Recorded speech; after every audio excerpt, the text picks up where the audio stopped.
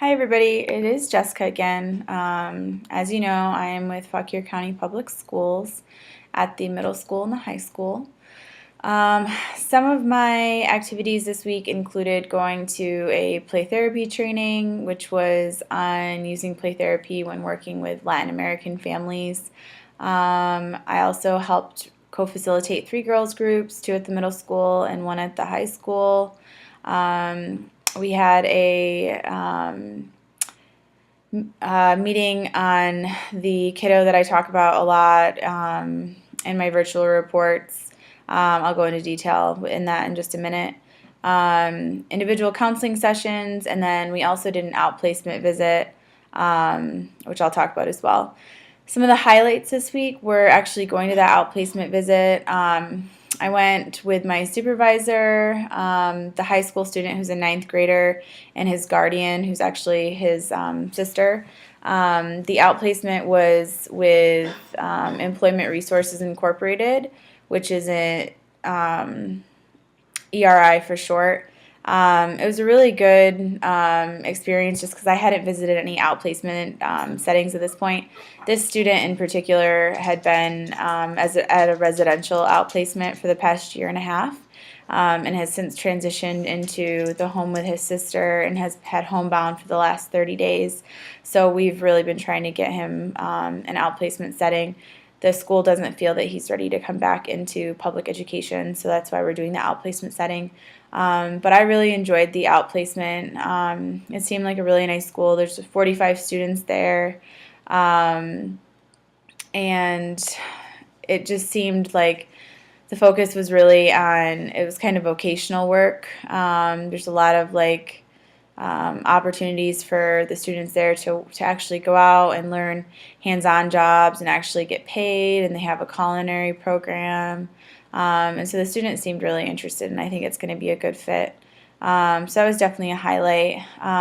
Another highlight was going to that play therapy training. I felt that it was really helpful and that I learned a lot of things that I'll be able to use in the future as a social worker. So some of the challenges this week were that it was a shortened week for me. I actually had my placement on Monday and Tuesday, and then the play therapy training was the prior Friday. But Thursdays I usually go to my field placement, and it was a teacher work day. So my supervisor worked from home, and I didn't go in. I did work on some stuff from home, but I still wasn't able to see any of the kids that I normally see. And Thursdays is my full day of counseling at the middle school. So I wasn't able to see any of those kids, unfortunately. What else? Another thing, an ethical value dilemma. I didn't really have anything too big going on this week, but one thing I did want to talk about was the group meeting with the student that I've been having some struggle difficulties with in the past couple weeks. Basically, he got suspended for 5 days because he was acting out in school suspension, or in school detention. I'm sorry. And so he was being defiant in there, and once you're defiant, once you're placed in in-school detention, and then you're defiant there, you have to be suspended. So he was suspended for 5 days, actually, just because of all of the referrals that he had accrued since he was last suspended. So at this meeting, we basically talked about since the beginning of the year and everything that's happened with him. And basically, he's been written up for referrals over 30 times so far for the year. He's been suspended 3 different times. He's had in-school detention multiple times. I'm not even sure how many. So the team, which included myself, my supervisor, the school psychologist, the special education chair, the principal, 2 of the teachers, basically the whole team of people that meet, the guidance counselor, decided that we really don't know what to do with this kid anymore. He's being defiant with all of his teachers. He's being defiant with me. He's being defiant with the principal, walking away from him, not listening to him. And so we've kind of reached a point where we realize that he's going to be unsuccessful at our school. So right now the next step is to have the school psychologist go and observe him early this coming week, and then also the special ed chair is going to go and observe him earlier this week.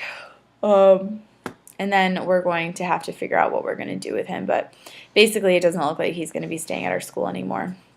I struggle with this because I kind of saw it coming, and I don't know if the rest of the team just was optimistic and didn't think it would get to this point, but I kind of felt like he needed more help than I was able to give him, and especially just being at that school 1 day a week. So I really would have liked the team to have gotten involved sooner, or maybe the school psychologist to have gotten involved a little bit sooner, because I feel like at this point it's kind of too late and he's going to be outplaced, and I just hope that he receives the services that he needs once he is outplaced. I can kind of just see it continuing a downward spiral, and he's only in 6th grade, so it's pretty unfortunate.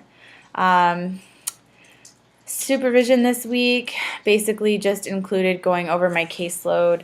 I'm seeing a total of 14 kids for individual counseling. I think about 11 of those are weekly, and then 3 of them are bi-weekly, or every other week, bi-monthly. And so basically, like, my supervisor just wanted to get on board with all of the kids that I'm seeing and go over their individual goals to make sure we're on the same page. And I basically just gave her an update of the kids that I'm seeing, and also asked for some advice on some kids. For example, one of the kids that I'm seeing is a senior in high school, and he was referred to me.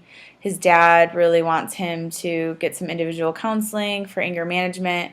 However, he doesn't have any issues in school. It's just outside of school, and I don't really know too much about helping with anger management, so trying to get a little bit of advice with that. As far as competencies this week, being able to conduct myself as a professional social worker, demonstrating professional demeanor and communication, using supervision and consultation effectively, exhibiting skills in engaging and developing positive relationships with individuals. This would be by just continuing my individual counseling with the kids that I see. Skilled at engaging with groups. I feel like our groups are going pretty well. We had a couple new members in group this week, but I'm just continuing to co-facilitate those and feel pretty good about those. My question this week is just kind of touching on if you guys are thinking at all about, termination of your field placement, and what your thoughts are. Basically, I'm kind of at the point where I feel like I'm seeing, I see 14 kids right now, and I personally feel like if I wasn't interning at my placement, that these kids wouldn't be being seen really. Maybe checked in every now and then with the guidance counselor.